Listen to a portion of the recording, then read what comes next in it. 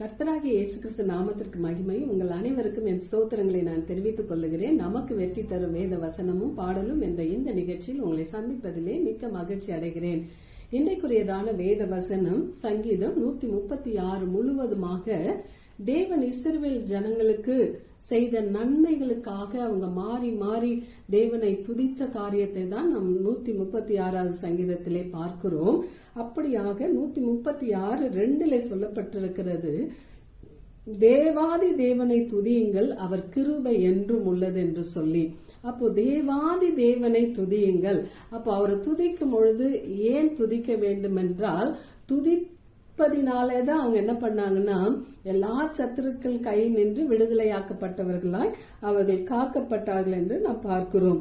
அடுத்ததான் நாம் பார்க்கும் பொழுது சங்கீதம் 117:1 சொல்லப்பட்டிருக்கிறது, ஜாதிகளே எல்லோரும் கர்த்தரை துதியுங்கள், ஜனங்களே எல்லோரும் அவரை போற்றுங்கள் என்று சொல்லப்பட்டிருக்கிறது. ஆமென். துதிக்கணும். அடுத்தது அவர் செய்த காரியத்துக்காக அவரை போற்றி நாம் பாட வேண்டும் என்று சொல்லி வேதம் நமக்கு சொல்லுகிறது. அடுத்ததா பார்க்கும்பொழுது சங்கீதம் 22:23 சொல்லப்பட்டிருக்கிறது, கர்த்தருக்கு பயப்படுகிறவர்களே அவரை துதியுங்கள், யாக்கோபின் சந்ததியாரே நீங்கள் எல்லோரும் அவரை கனம் பண்ணுங்கள், இஸ்ரவேலின் வம்சத்தாரே நீங்கள் எல்லோரும் அவர் பேரில் பயபக்தியாய் இருங்கள் என்று சொல்லப்பட்டிருக்கிறது. ஆமென். அப்போ இதுல 3 காரியங்கள், துதிக்கணும், அடுத்தது என்னன்னா அவரை கனம் பண்ணணும், அடுத்தது பயபக்தியா இருக்க வேண்டும் என்று சொல்லப்பட்டிருக்கிறது. அப்ப கர்த்தரை துதிக்க வேண்டும் என்றால் அவரை கனத்துக்குரியவராய் நாம் பார்க்க வேண்டியது அவசியமாய் இருக்கிறது. அடுத்ததா அவருக்கு பயப்படுகிற பயம் நமக்குள்ள இருக்க வேண்டும். கர்த்தருக்கு பயப்படுதலே ஞானத்தின் ஆரம்பம் என்று சொல்லப்பட்டிருக்கிறது. அப்படியாக நாம் அவரை துதிக்கிற ஜனங்களாய், ஹல்லேலூயா, அவர் செய்த அதிசயங்களை எண்ணி அவரை பாடி ஆர்ப்பரிக்கிற பிள்ளைகளாய் நாம் இருக்கும் பொழுது கர்த்தர் இன்னும் பெரிய காரியங்களை நம் வாழ்க்கையில அவர் செய்ய போதுமானவராய் இருக்கிறார். ஹல்லேலூயா. இதை உணர்த்தும் வண்ணமாக ஒரு பாடலை பாடி தேவ நாமத்தை நாம் மகிமைப்படுத்தலாம். ஹல்லேலூயா. ஓ ஸ்தோத்திரம், ஸ்தோத்திரம், ஸ்தோத்திரம். துதியுங்கள் தேவனை, துதியுங்கள் தூயோனே, துதியுங்கள் தேவனை, துதியுங்கள் தூயோனே, அவரது அதிசயங்களை பாடி, அவரது அதிசயங்களை பாடி, அவர் நாமத்தை பாராட்டி, அவரே என் ஆண்டவர் என்றறிந்து அவரை போற்றுங்கள்,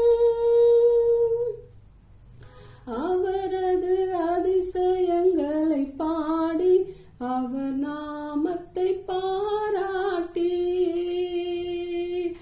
அவரே என் ஆண்டவர் என்றறிந்து அவரை போற்றுங்கள்,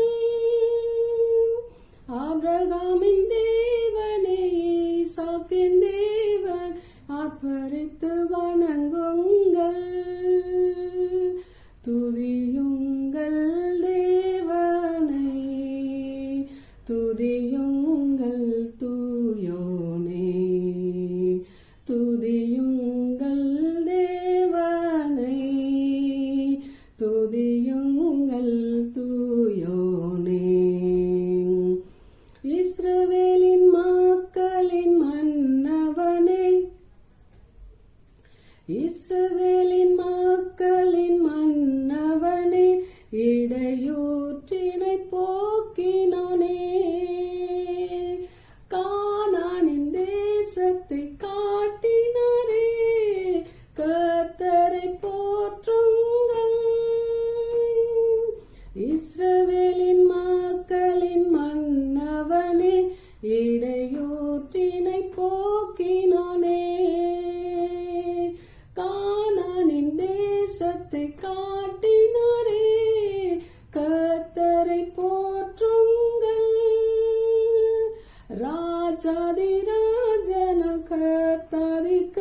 கரத்தை ஆர்ப்பரித்து வணங்குங்கள், துதியுங்கள் தேவனை, துதியுங்கள் தூயோனே, துதியுங்கள் தேவனை, துதியுங்கள் தூயோனே.